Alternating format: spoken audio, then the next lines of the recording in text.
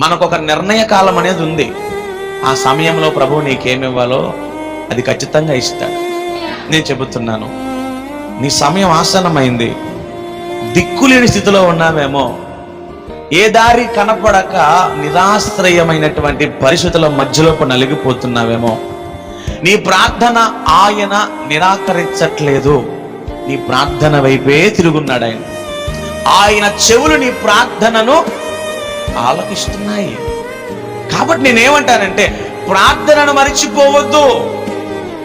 అందుకనే పెద్దలు కూడా ఒక మాట అంటారు, దిక్కులేని వాళ్లకు దేవుడే.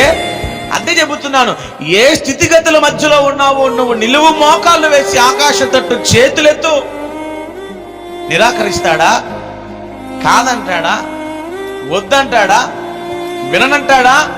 నీ పక్షమున పోరాడతాడు, నీ పక్షమున వ్యాఖ్యమాడతాడు, నీ పక్షమున కార్యము జరిగిస్తాడు.